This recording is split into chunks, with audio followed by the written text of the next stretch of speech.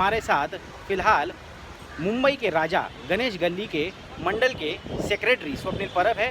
उन्हीं से जानने की कोशिश करेंगे किस तरह से वो त्यौहार की तैयारियां कर रहे हैं। स्वप्निल, मुझे बताइए कि किस प्रकार इन नियमों के तहत आप ये त्यौहार मनाने वाले हैं। देखिए, इस बार महाराष्ट्र शासन की तरफ से जो गाइडलाइंस आई है तो उसी प्रकार 4 फीट की मूर्ति प्रस्तावित की गई है।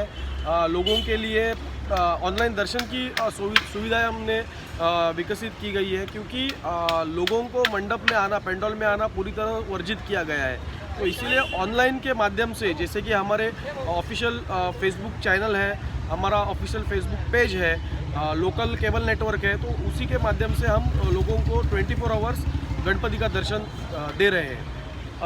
बताया जा रहा है कि क्योंकि लोगों को पंडाल में आने की इजाज़त नहीं है, काफ़ी बड़ी संख्या में लोग देश भर से यहाँ पर आते हैं दर्शन के लिए, तो इस भीड़ को किस तरह से नियंत्रित किया जाएगा? देखिए, भीड़ होने की तो संभावना ही नहीं है, क्योंकि गवर्नमेंट ने तो क्लियर कट कल सूचित किया है। आप किसी भी प्रकार का दर्शन कोई भी आम आदमी को या फिर अपने लोकल लोगों को भी नहीं दे सकते। तो मंडल की तरफ से तो आह्वान हम कर रहे हैं, आप घर बैठ के ऑनलाइन गणपति का दर्शन लीजिए। अगर फिर भी कोई भाविक आए तो बाहर तो पुलिस की फौज तैनात है, वो उनका काम करेंगी। लेकिन क्या आपको भी कोई दिशा निर्देश दिए गए हैं कि बैरिकेडिंग कीजिए, कहीं लोग आने की कोशिश करते हैं तो उन्हें रोकिए? दिशा निर्देश तो कुछ दिए नहीं है। पुलिस का जो सर्वे हुआ तो उन्होंने स्ट्रिक्टली हमें बताया गया है पेंडॉल में किसी को भी आने की इजाज़त नहीं है। उन्होंने बैरिकेडिंग मेन रोड पे ही वो बैरिकेडिंग करने वाले हैं, तो फिलहाल तो भीड़ की कुछ संभावना है नहीं। मुझे बताइए, इन नियमों के तहत त्यौहार मनाने में क्या क्या अड़चनें सामने आ रही है आपकी? त्यौहार कम और दिक्कतें ही ज़्यादा है, क्योंकि ये जो गाइडलाइन गवर्नमेंट की तरफ से आई हुई है उनमें दिक्कतें ही बहुत है।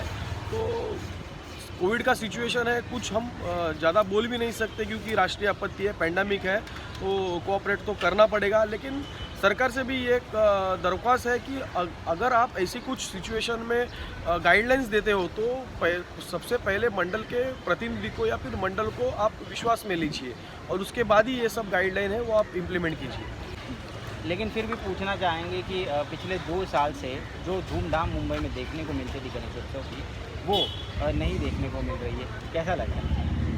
कैसा लग रहा है? अभी तो दुख तो बहुत है, क्योंकि बहुत ही बड़े पैमाने पे यहाँ डिवोटीज आते थे, उनकी सेवा करने का मौका हर एक कार्यकर्ताओं को मिलता था।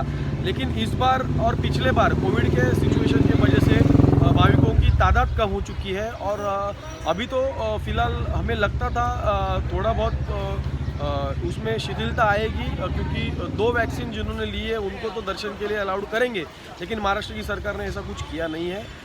दुख तो बहुत है, भाविक नहीं आ रहे हैं और गणपति का दर्शन भी नहीं ले रहे। लोगों से क्या आह्वान करेंगे, और साथ ही साथ सरकार से क्या कोई शिकायत है?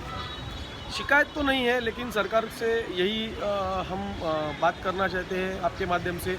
अगर ऐसे सिचुएशन में अगर इन फ्यूचर आप ऐसा कुछ SOP देना चाहते हैं तो पहले मंडल के लोगों को विश्वास में लीजिए, क्योंकि हमें भी कोई दिक्कतें हैं, हमें भी हमारे जो स्थानिक रेसिडेंट्स है, स्थानिक भाविक है, उनको भी ये सब बताना पड़ता है, उनको भी मनाना पड़ता है। तो आप मंडल के प्रतिनिधि को विश्वास में लीजिए और SOP दीजिए।